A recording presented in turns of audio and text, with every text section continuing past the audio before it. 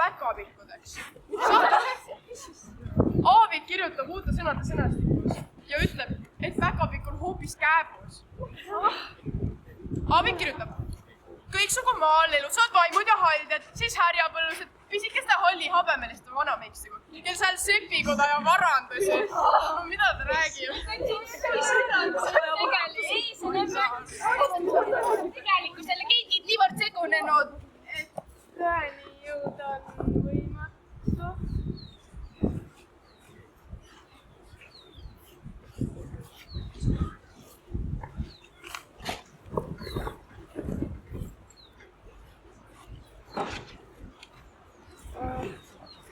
On õhtu või on päev, mingisugune tunne hiilib meeltesse nagu kass.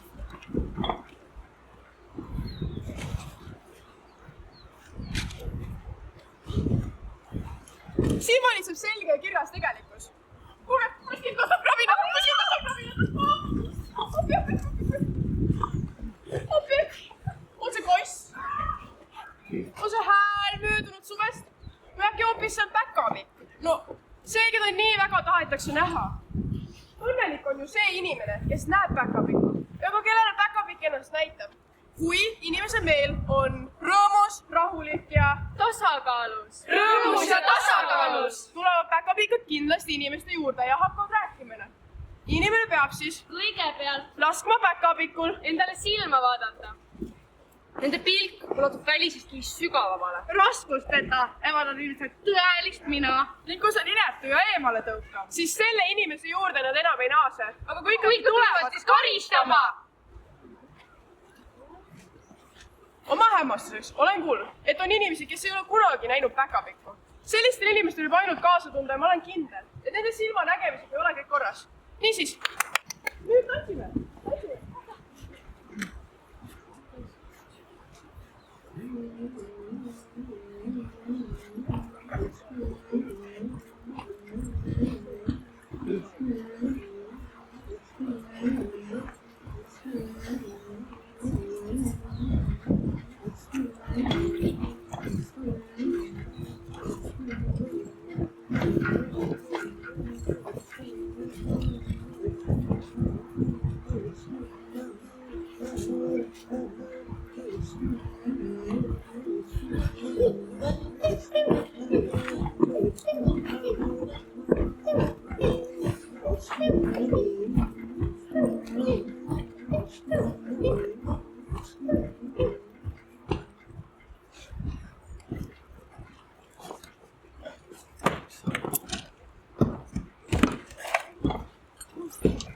Viimasel ajal ei ole Eestis päkapikkude kohta teaduslikult usaldatavaid tähelepanekuid tehtud. Juba iidsetest aegadest peale on siin ilmas olnud nii paljud, mida inimesi lihtsalt ei näe. Neid on keiki, kellest päkapikke näeb. Vaid tugevas viinauimas sonides. Või kõrges palavikus sonides. Ainult jõulude ajal. Selliseid sonimisi ei saa tõsiselt võtta. Hoopis teine lugu. Päkapikud on kogu aeg olemas. Iseasi on see, kas neid osata näha või mitte.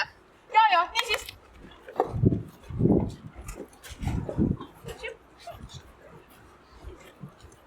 Kas teie olete valmis meilt midagi saama? Kas meie oleme valmis midagi andma? Mida? Teadmisi päkapikku. Jaa! Mida? Päkapikkude kuningas. Päkapikkude päikeselooja tähendab meile iga uue päeva algust.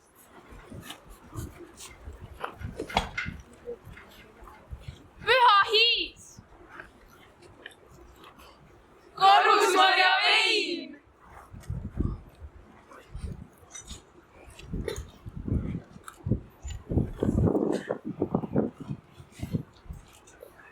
Aitäh!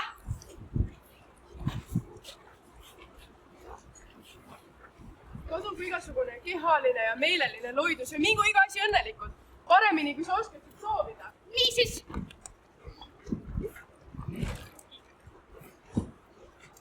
Päkapikk on nagu päkapikk.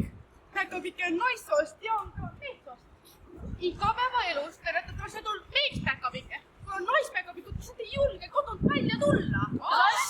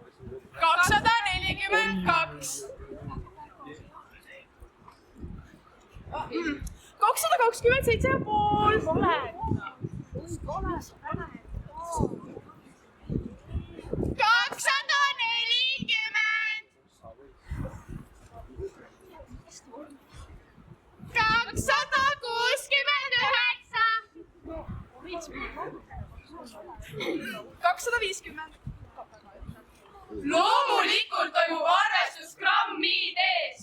Niisiis.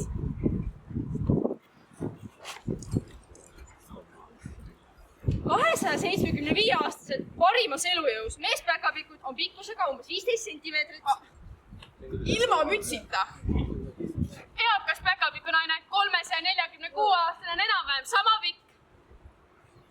Niisiis. Teiseks, pöörame tähelepanu mütsile. Kannavad sellist mütsi. Ka naised kannavad sellist mütsi. No ja kindlasti väärib eraldi kirjeldust just müts. Valmistatakse see valutatud villast või karvadest. Müts võetakse peast ainult pimedas magamisnurgas või vannis käies. Kindlad andmed puuduvad. Aga kui võetakse, siis kindlasti lühikeseks ajaks. Mütsita päkapikk pole mingi päkapikk. Nii on. Müts rõhutab päkapiku eripära veelgi paremini kui näiteks tema ninakuju. Nii on. Mütsi on vaja selleks, et kaitsta pealt ülalt tulevate hoopide eest. Tammetõrud, raheterad, männioksad. No ja röövloomade rünnakute eest. Nii nagu sisalik loobub hädas olles oma sabast, võib päkapikk jätta oma mütsi tossile rebida.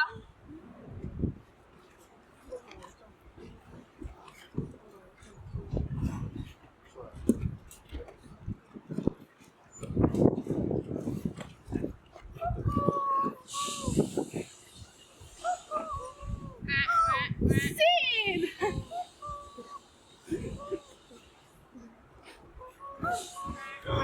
Mürgine seen. Veel üks ilus seen!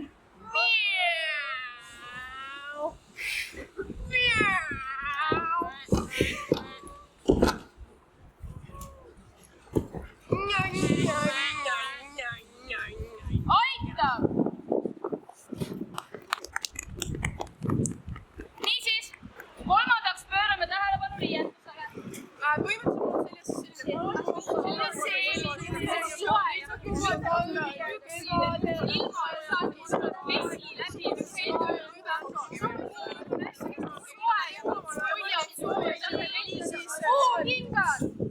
Vastavalt sellele, mis paikunas päkapikk elab, varbud on pisut sissepoole pööratud, et hästi kiiresti käia. No rohus ja muu seesugune. Öökoht. Kuue peale on tõmmatud nahkpüü, milles on kott.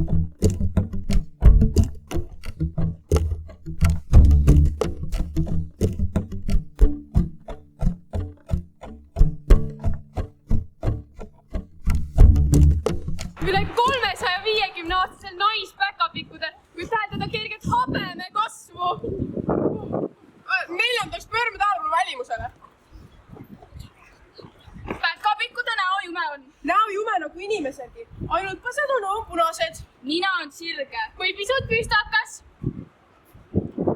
Ilusad ninad. Silmad on tavaliselt hallid, mõnel üksikul pruunid. Sinised või rohelised. Ilusad silmad. Silmad ümber on arvukad naerukotse. Niisiis. 5. Pöörame tähelepanu. Oota, kui äkki teeks need otsusi ja vahele või mis? Jah, teeme nüüd tantsitagu.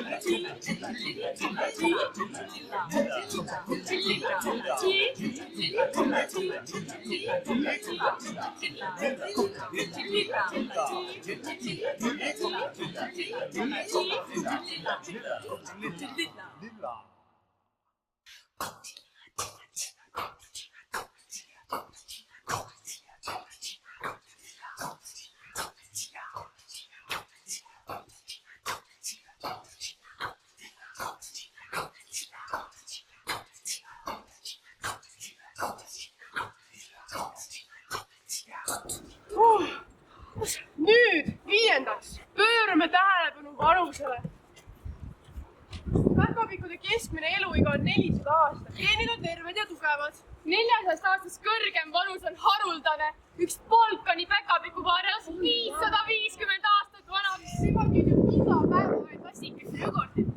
Ja, päkapikudel on ka tervislik eluviis. Liigsöövis pole ja südamurdud pole siis. Too pole.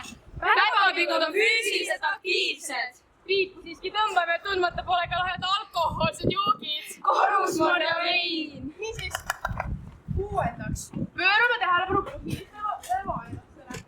Päkapikkude põhilised vaenlased on tuhkur, kärp, kass. Alla kriipsatud kass. Rästik ja herilane. Tavaliselt oleb heriline ainult päevasel ajal ja siis on päkapikku toas. Aga kui päkapikk peab mingi asja päevavalgele ajama? Siis päkapikk määrib ennast kokku paise pähklimahlaga. Nuksvommika. See nuksvommika ehk paise pähklimahl tekitab väikestes kogustes tugevat iiveldust. Herilane kandab igasuguse õelusimu. Igal juhul liigub päkapikk kärmelt ning jätab vaenlase kärbi, tuhkru, Kassi. Rästiku ega herilase kaugele maha, sest jalajälgi päkapikk ei jäta. Aga kuidas siis päkapikud liiguvad? Mitmel erineval moel. Näiteks mööda suuri kive. Mööda kõva maad. Mööda pehmelt sammalt. Tehes suuri ringe, astudes iseenda jalajälgedesse.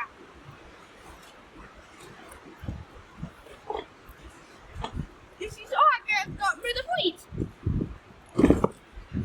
Niisiis, 7. Pöörame tähelepanu kehaviitsust.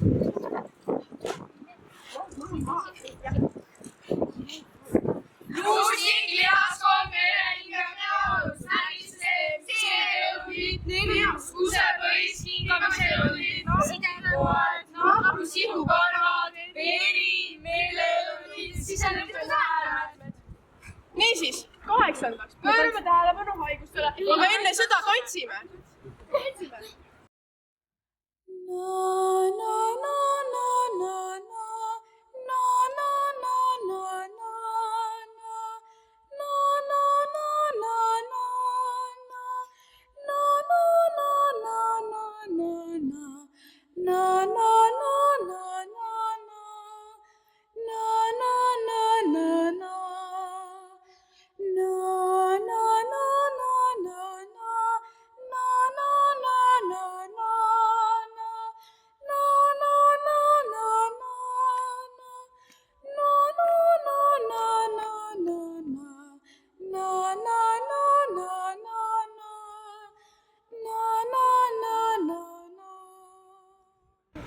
Niisiis, 8. Pöörame tähelepanu haigustele. Unetus, kõhukinnisus, kuhitus, veresoonte nuppimine, neerukivid, masendus, nukrus, nõrkus, arusaamatus. Niisiis, 9. pöörame tähelepanu, kus päkapikud elavad.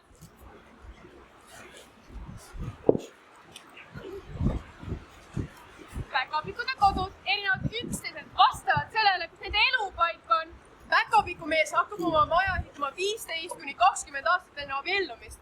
Enne otsib ta metsast koha, kus kasvavad samblikud.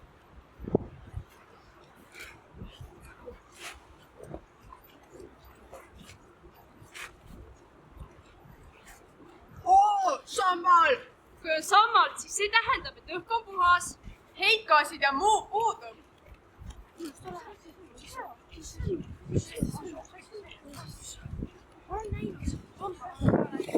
Lööjamisabilt kontrollitakse välja valitud koha maa kiirgust.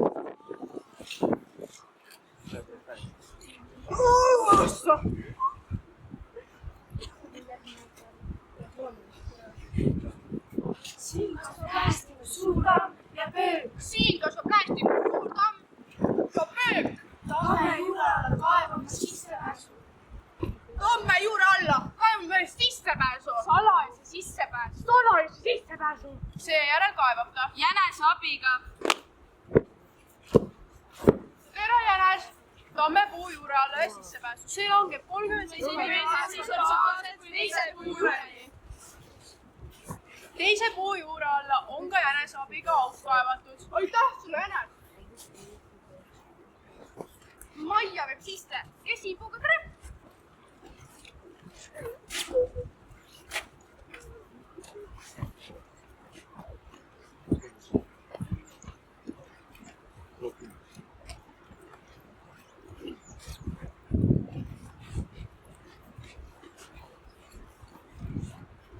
Selle kõrval on kong.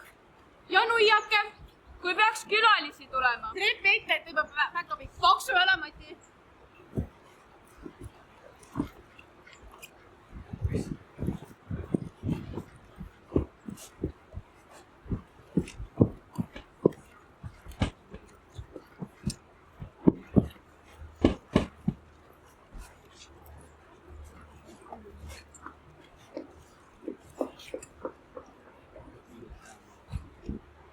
Esimene tuba, mis päkapikk ehitab, on esik. Välisuks. Kaev ja ämber. Köis on ümber võlli ja selle otsas ripub ämber ning seal kõrval on ka pesukauss. Palveroodirt sopoor. Tema kuuleb kohe, kui keegi sisse tuleb ja süüa saab kuninglikult. Kaasa varakirst. Pudrakarnade isolatsioon. Kuivatuspööning. Uks elutuppa. Nikerdatud portreed päkapikkudest. Suur korsten, õhulurk ja suur friik. Noh, söök, jooki ja soe tuba. Siin on meil siis korv männiokastega, siis meil on korv puuokastega, puutükikestega, siis meil on siin korv männi puuokast, siis meil on puutükikestega, siis meil 4 magamiskappi. Ema, isa ja 2 last. Päkapikk lapsed sünnivad alati paari kaupa. Toidulaud ja 2 tooli. Laual jõuluehe. Aastaringselt laual. Miks 2 tooli? Sellepärast, et päkapiku lapsed seisavad alati jõululauas püsti. Laua all on korv metssiire perega. Nad tulevad maja puhtuna kõigist putukatest ja parasitest. Neid on 3 või 4, nad on koera asemel.